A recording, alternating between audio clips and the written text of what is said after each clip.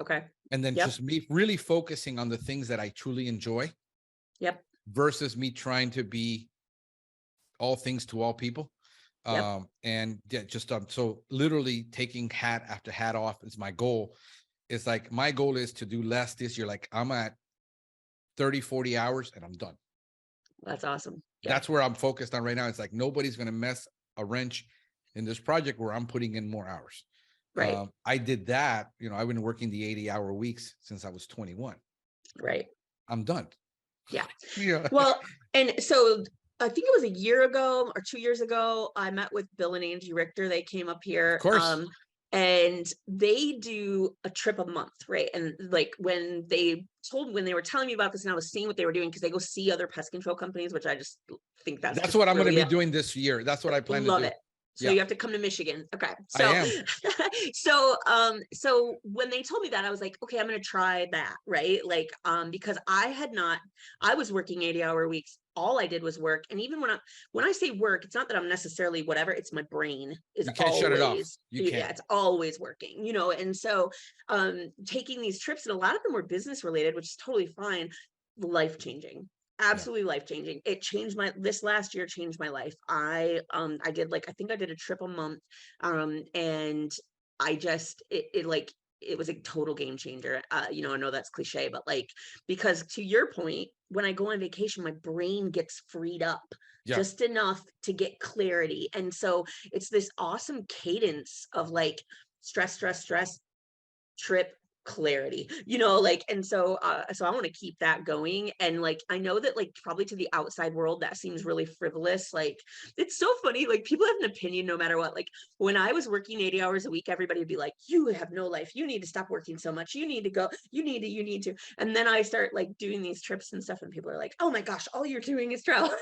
Yeah, it's like you're damned if you do, you're damned if you don't.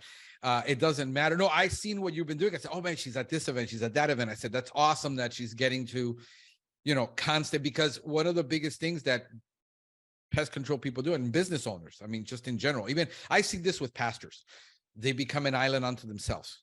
Yes. And they get insulated in this bubble, and nobody challenges them. Yes. And nobody pushes them, and nobody says you're doing this wrong. I've seen too many churches implode that I sometimes I think if I go to that church, I cause it to implode, because I go there and it's like they collapse after a while, but it's usually due to something like that the pastor is just insulated himself in a way that he's untouchable. And a lot of the business people that are solo operators can't see how they can get away because they're always bogged down. And they're wanting to grow. They're wanting to get to that second tech to get some freedom, and they just don't know how. And you're going to have to invest. I tell people, stop investing so much and getting more pest control knowledge, because the error is I'll just go to the next conference to learn what the next new technique, the next new product is. I said, I don't need to go to, that's why I don't go to Pest World. If I do, I'm going to go, I'd rather go to a pest, to that. I want to go to Purdue. I'm trying to make plans to see if I can go to Purdue, because I want to go meet up with two people actually that have totally two different businesses, but I admire them. Doug Foster. Yes. Love Doug. Yeah. And then, he's got he's not a massive business. And then you got Pete, and I want to go see him and his operation. So I want to take some of that time to start doing that. Yeah. Because I know I need it. Yeah. But I'm probably going to try to do one about every 3 months. Yeah. And until I can get enough to where I can get away. Like right now I can get away and not have to really worry.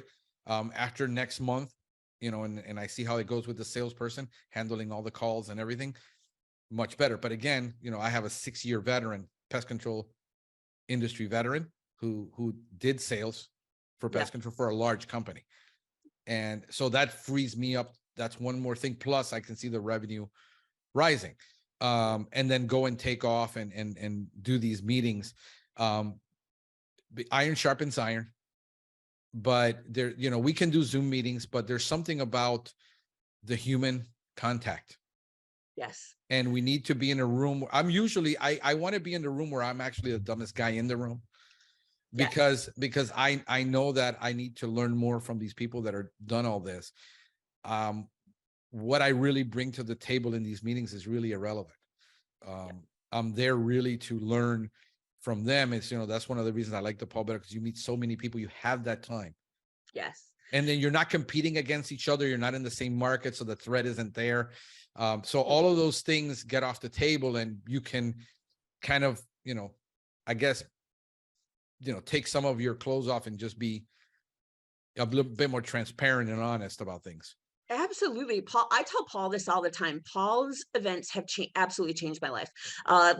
Just it's weird that some of my best friends are actually now across the country, and I don't even physically see them, but I Right.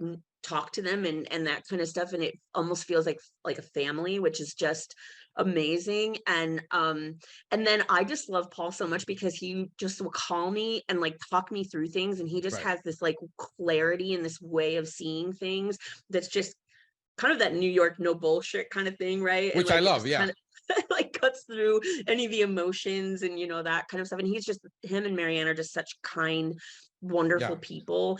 And but I think that the brilliance is, yes, bringing everyone together and just allowing this exceptional community of people.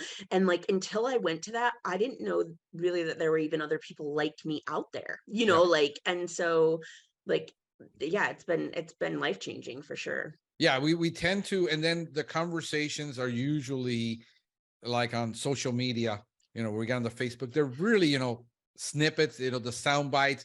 People read too much in the sound bites. They get too emotional, too personal. I've got a couple of guys who aren't here now. Joel, we talk on a regular basis. He's got a really small company up in Broward. I'm here in Dade, but we kind of challenge each other. Like, I am more into the having the conversation about learning what you're doing, but also let's challenge, Yes. especially at a certain level, challenge each other on, yeah, that's really stupid. I don't think we should do that. Right. And then Exactly. just being that, having that openness, but it's based on the relationship and the, the freedom that we have to be honest with each other based on the relationships we built. So that's what I want to do. I want to be able to travel about every 3 months, and instead of taking a vacation or whatever, take one of these trips, at least Yeah. meet 2 or 3 people, have the conversation. I had a really interesting conversation with Pete. Usually the interest happens off camera, of things we can't really, discuss because they're intimate about the business, but you have those private conversations. I think those are, more meaningful. I think I go back to the days when I was ministering youth, and I said 99% of the ministry I did took place in a bus. Yeah. It didn't come from the pulpit.